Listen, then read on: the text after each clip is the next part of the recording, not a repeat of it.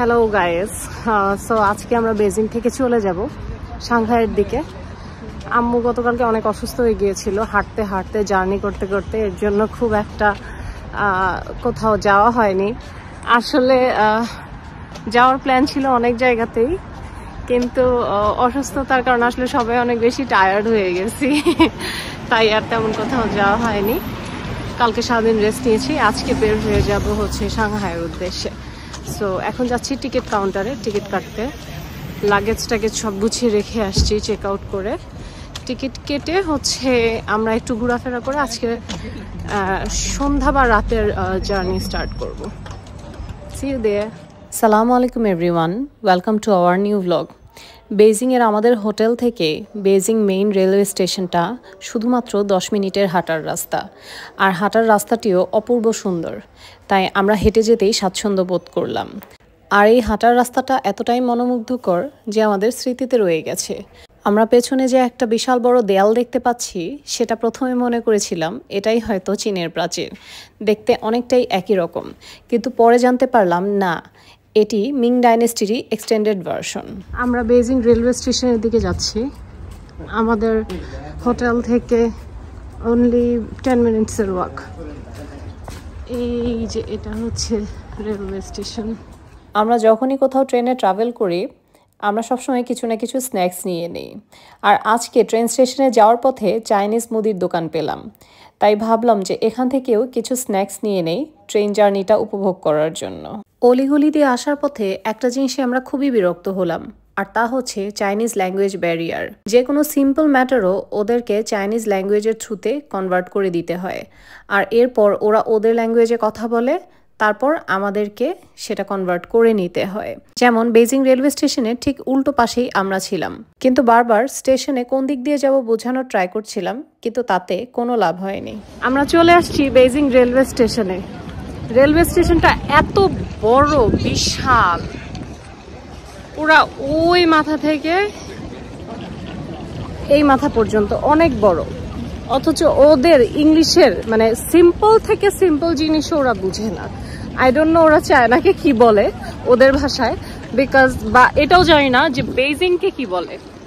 জিজ্ঞেস করতেছি যে বেজিং রেলওয়ে স্টেশনটা কোথায়, কোন দিকে, কাছাকাছি এসে পাশের বিল্ডিং এ, বিকজ একটা কমিউনিটি বিল্ডিং এর কারণে এই স্টেশনটা ঢাকা পড়ে গিয়েছে। জিজ্ঞেস করতেছি ওদের কাছে যে রেলওয়ে স্টেশনের এন্ট্রান্সটা কোন দিকে বা রেলওয়ে স্টেশনটা কোন দিকে, তারা বুঝেই না। নর্মাল কথাও যে ওরা একজন আরেকজনের দিকে হাঁ করে তাকায় থাকে। সো এই জিনিসটা খুবই হ্যাসেল, ল্যাঙ্গুয়েজ ব্যারিয়ার। কারণ সব সময় তো আসলে ওই এনার্জিটা থাকে না যে হচ্ছে ওদেরকে আমি একটা কথা বললাম বা কোনো কিছু লিখে দিলাম, এরপর হচ্ছে তারা সেটা কনভার্ট করলো অ্যান্ড দেন দেখলো ওদের ল্যাঙ্গুয়েজে, তারপর তারা একটা কিছু বললো। সো জাস্ট সিম্পলি বলছে যে railway station, Beijing railway station, তারা বুঝে না। ডাব খাচ্ছে, এই এটা কই ফেললা? আম্মু সানগ্লাস পরে ডাব খাচ্ছে।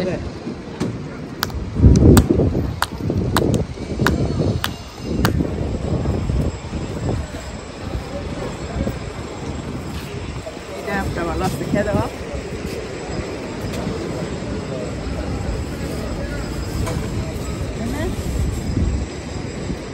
ট্রেনে ওঠার সময় আমাদের হাতে অনেকগুলো লাগেজ ছিল, আর সেই সবগুলো লাগেজ একটা একটা করে উঠিয়ে একদম শেষ সময়ে আমরা ট্রেনে উঠতে পেরেছি, তাই ট্রেনে ওঠার মুহূর্তটা আমরা ঠিকভাবে ক্যাপচার করতে পারিনি।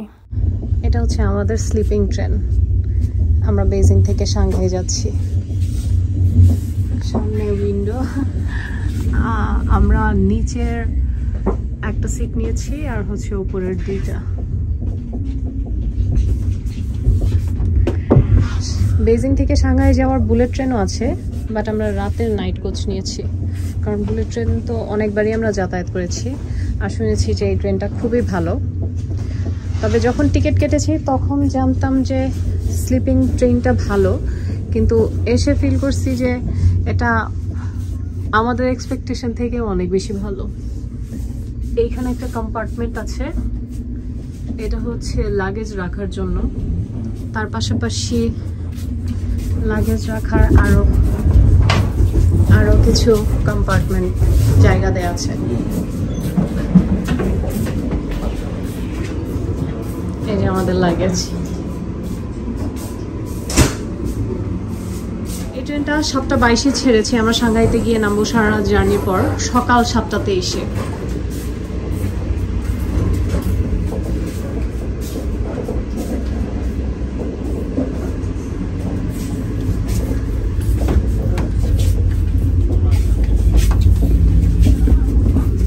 আমাদের এই ট্রেনে কি কি আছে আমি দেখাই। পানি রাখার জায়গা এইটা একটা আছে, যে হচ্ছে কেউ চাইলে কাপড় রাখতে পারবে। এটা হচ্ছে এসি, এটা হচ্ছে লাইট। এখানে আর একজন আছে তাই দেখাতে পারছি না। ওপরেও সিম। ওই পাশটা হচ্ছে চার্জিং পয়েন্ট এন্ড লাইট।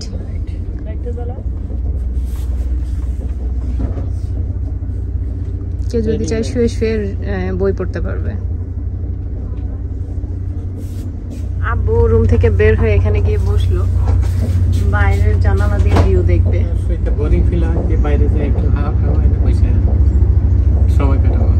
আম্মু অলরেডি খেতে বসে গেছে আমাদের মাছ ভাত, কারণ আমাদের ক্ষুধা লেগে গেছে, আম্মুর ক্ষুধা লেগে গেছে। আমি হাইলি রেকমেন্ড করি। আমাদের হোটেলের খুবই কাছে ছিল রেস্টুরেন্টটা। এটা হচ্ছে fish fry, dory fish fry, rice, টিকি রাইস। এটা হচ্ছে কিমচি, আর সাথে হচ্ছে একটা আচারের মতো ঝোল দিয়ে দেয়, প্লাস হচ্ছে ডাবরি ভাজি।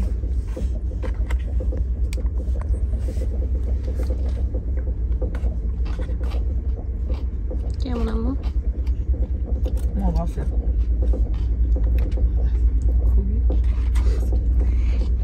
উনি ঘুমায় গেছে দেখে আম্মু খুব আস্তে আস্তে বলতেছে, কারণ কিছুক্ষণ আগে উনি ঠাস করে লাফতে উঠছে আম্মুর গলা শুনে। আব্বু যখন বলতেছিল যে সারা রাত জার্নি করে তারা স্লিপিং ট্রেনে যাবে, তখন আমি খুব বিরক্ত ছিলাম, কারণ আমরা 4 ঘন্টার মাঝখানে বেজিং থেকে আমরা সাংহাই চলে যেতে পারি বুলেট ট্রেনে। তাহলে কি মানে সারা রাত জার্নি করে যাওয়ার কি মানেটা? বাট এই ট্রেনটা খুবই খুবই খুবই মজার। আম্মু তো বসতেছেই না, বারবার এদিক থেকে ওদিকে যাচ্ছে। আব্বু চা কফি খাওয়ার জন্য আর হাঁটাহাঁটি করতেছে। এই ট্রেনে মোটামুটি সবাই দেখা যাচ্ছে যে হাঁটাহাঁটির ওপর দিয়েই থাকে, কারণ খুবই কনভিনিয়েন্ট, ফুললি এসি করা, আর হচ্ছে খুবই ক্লিন। এটা হচ্ছে সব থেকে ইম্পর্টেন্ট, ট্রেনটা এক্সট্রিমলি ক্লিন। ট্রেনটা যতটা ক্লিন ঠিক ততটাই সাউন্ড প্রুফ। আমি হাইলি রেকমেন্ড করবো এই ট্রেনটা। আব্বু কেমন লাগতেছে? খুব ভালো লাগছে, এবং এদের সার্ভিসগুলো এত চমৎকার। গরম পানি, তারপর চা খাওয়ার ব্যবস্থা, সবকিছু আছে এখানে। আর একটা জিনিস যে হচ্ছে খুবই ক্লিন, তাই না? শহরও ক্লিন, সবই ক্লিন, অনেক ক্লিন। হাই, ওপর থেকে আমি আর আব্বু নিচে।